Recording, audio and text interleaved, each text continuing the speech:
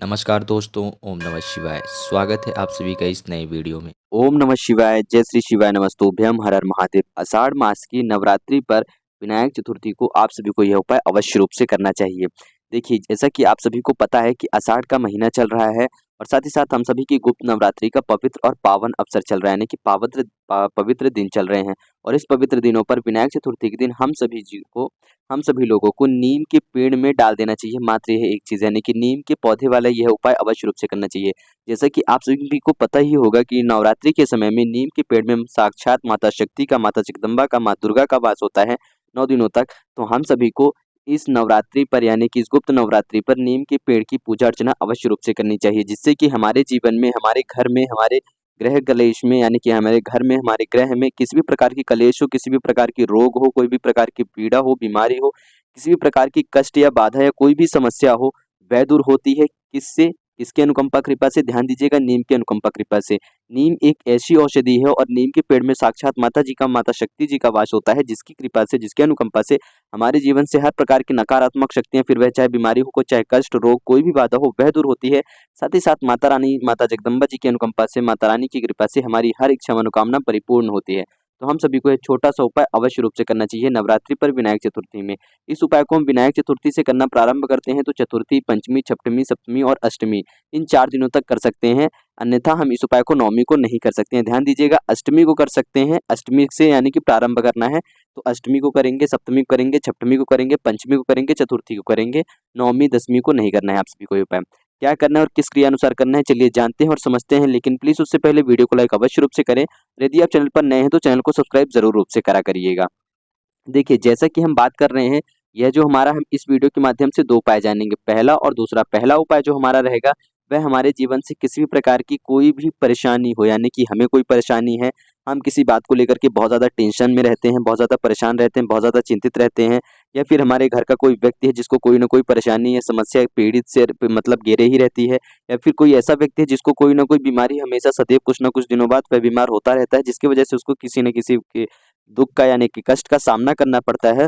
और जिस वजह से उस बीमारी से उस व्यक्ति को क्या नुकसान होती है, धन की हानि होती है, समय की हानि होती है, शारीरिक रूप से कष्ट होता है, मानसिक रूप से पीड़ित रहता है, मानसिक चिंतित रहता है, बहुत ज़्यादा टेंशन लेता हो, कोई व्यक्ति बहुत ज़्यादा डरता हो, घर में बहुत ज़्यादा अशांति का माहौल रहता हो, बहुत ज़्यादा आपकी कोई भी कार्य है उसको करने में आपको बहुत ज़्यादा परेशानियों का सामना करना पड़ रहा है, या फिर आप किसी भी प्रकार से परेशानित रहते हैं, चिंतित रहते हैं, या फिर आपकी कोई भी इच्छा मनोकामना है जो धन से जुड़ी हुई है, तो आप सभी को यह पहला वाला उपाय अवश्य रूप से करना चाहिए।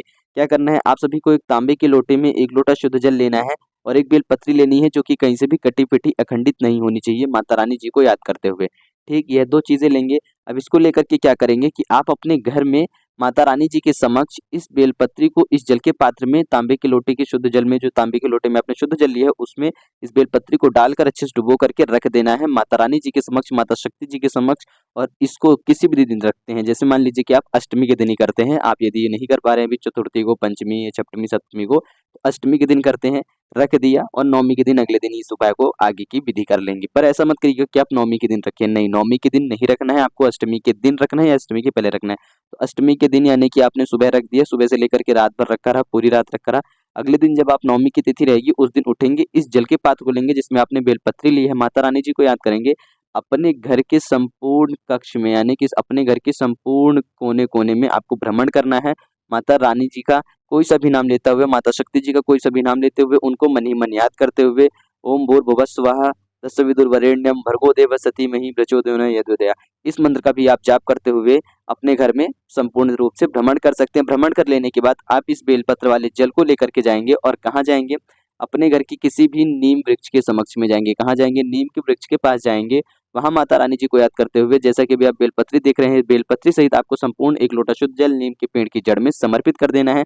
अपनी प्रार्थना याचना विनती करनी है, किसी भी प्रकार की बीमारी हो, किसी भी प्रकार का रोग हो, किसी भी प्रकार का कष्ट हो, कोई सी भी चिंता हो, डिप्रेशन हो, टेंशन हो, बहुत ज़्यादा डरे हुए रहते हैं, बहुत ज़्यादा थकावट महसूस होती है, किसी भी कार्य को करने में बहुत ज़्यादा परेशानी होती है, बहुत ज़्यादा अंदर से आत्मग्लानि होती है आपको, या फिर आपकी जो आत्मशक्ति है वह बहुत कम हो गई है, आपको अपने ऊपर, अपने किए हुए काम के ऊपर विश्वास नहीं रहता, आप किसी भी काम को करने से पहले बहुत ज़्यादा चिंतित रहते हैं, बहुत ज़्यादा आपस में ही खुद में कन्फ्यूज़ रहते हैं। खुद में मतलब आपको ऐसा लगता है कि मैं कार्य करूँगा तो अच्छे से होगा या नहीं होगा, ऐसी कोई समस्याएँ हैं। इस प्रकार से, यानी कि आप बहुत ज़्यादा डरे और सहमे हुए रहते हैं, बहुत ज़्यादा आपको कोई न कोई कष्ट या कोई न कोई बाधा घेरे हुए रहती है, आप बहुत ही ज़्यादा अपने आप को कमज़ोर और निर्बल यदि आप अपने को समझ रहे हैं तो आप इस उपाय को करेंगे, माता रानी जी से प्रार्थना अर्चना करेंगे, या फिर आपके जीवन में किसी भी प्रकार से धन से जुड़ी हुई कोई भी कष्ट या बाधा है, या फिर आपके घर में सुख शांति समृद्धि नहीं है, हमेशा लड़ाई झगड़े होते रहते हैं, कलेश मचा रहता है, आपस में किसी से बनती नहीं है, आपकी बाहर किसी से बनती नहीं है, तो उसके लिए भी आप प्रार्थना अर्चना करेंगे। साथ ही साथ धन के लिए भी आपको माता रानी जी से प्रार्थना अर्चना कर देनी है, यह 1 लोटा शुद्ध जल समर्पित कर देने के बाद। यह तो हो गया हमारा पहला उपाय, जो कि हम अष्टमी के दिन जल रखेंगे और नवमी के दिन इसको समर्पित कर देंगे। ठीक, इसको हम सप्तमी के दिन रख करके अष्टमी को कर सकते हैं समर्पित। इस प्रकार से हम चौथी यानी कि चतुर्थी से लेकर के अष्टमी के दिन तक इस उपाय को कर सकते हैं। अब हम बात करते हैं अपने दूसरे और अंतिम उपाय की। तो जो दूसरा ये हमारा उपाय है, ये वाला उपाय हमारे घर में, हमारे गृह में आपस में जो लड़ाई झगड़े होते हैं, जो कलेश होते हैं, फिर चाहे वह पति पत्नी में लड़ाई होती हो, भाई बहन में लड़ाई होती हो, पिता पुत्र में लड़ाई होती हो, माता बेटी में लड़ाई होती हो, सास ससुर में आपस में लड़ाई होती हो, सास या फिर मतलब कि बहू की आपस में लड़ाई होती हो, इस प्रकार से आपके अपने घर के ही मौजूद सदस्यों से, जो आपके सगे संबंधी हैं, उनसे आपस की बन ही नहीं रही है, हमेशा आपस में आपकी अनबन रहती है, लड़ाई रहती है, बहुत ज़्यादा आपको अपने घर में ही कलेश का सामना करना पड़ रहा है, बहुत ज़्यादा कष्टों का सामना करना पड़ रहा है, जिससे कि कहीं न कहीं कोई न कोई कारणवश आपके बनते हुए काम भी बिगड़ जाते हैं। तो आप सभी को इस नवरात्रि में इस उपाय को अवश्य रूप से करना चाहिए। देखिए, इस वीडियो में हम जो 2 उपाय जानेंगे ना, यह दोनों उपाय हम केवल और केवल नवरात्रि में ही कर सकते हैं, तो इस बात का विशेष रूप से ध्यान रखिएगा। 1 वर्ष में 4 नवरात्रियाँ पड़ती हैं, तो हम इन 4 नवरात्रियों में से किसी भी नवरात्रि में कर सकते हैं, लेकिन ध्यान रहे इन उपायों को हम केवल नवरात्रि में ही करेंगे। तो हमारे घर में हर प्रकार से आपस में सुख शांति समृद्धि बनी रहे, तो हमें एक पान का पत्ता लेना है और साथ में थोड़ा-सा किसी भी एक कटोरी में मक्खन लेंगे। यदि पान का पत्ता नहीं हो तो भी चलेगा, हम केवल मक्खन बस समर्पित कर सकते हैं। यदि पान का पत्ता है, हम इसका इंतज़ाम कर सकते हैं, प्रबंध कर सकते हैं, तो बहुत अच्छी बात है, पान का पत्ता अवश्य रूप से लीजिएगा। पान के पत्ते के ऊपर एक कटोरी में आप थोड़ा-सा मक्खन लेकर के रखें, जैसा कि अभी आप देख रहे हैं, या फिर डायरेक्ट आप पान के पत्ते के ऊपर 1 से 2 चम्मच मक्खन लें और उसका भोग लगाएँ, माता रानी जी को समर्पित करें पूजा अर्चना करते वक़्त, या फिर आप अपने घर में पूजा अर्चना करने के साथ-साथ आपके घर के आस-पास कहीं नज़दीक में माता रानी जी का मंदिर है, तो वहाँ पर जाएँ, एक पान का पत्ता और उसमें थोड़ा-सा मक्खन रख करके माता रानी जी के चरणों में समर्पित करके आएँ, अपनी प्रार्थना याचना, अपनी विनती कह करके आएँ। ऐसा करने से आपके घर में शांति आती है, खुशहाली आती है, समृद्धि आती है, सुख शांति समृद्धि आती है। हर प्रकार से नकारात्मक शक्तियाँ दूर होती हैं, सभी व्यक्तियों के मन में आपस में एक-दूसरे के प्रति सद्भावना, प्रेम और सद्भक्ति आती है। हर प्रकार से जो कष्ट हैं, जो एक-दूसरे के प्रति जो दुष्व्यवहार है, यानी कि एक-दूसरे के प्रति जो आपके अंदर मन में छल है या कपट है, या एक-दूसरे के मन में आपके मन में कोई से भी ऐसी संशय है, कोई सा भी ऐसा जो काँटा है जो कि फँसा हुआ है, जिसकी वजह से आपके दोनों के अंदर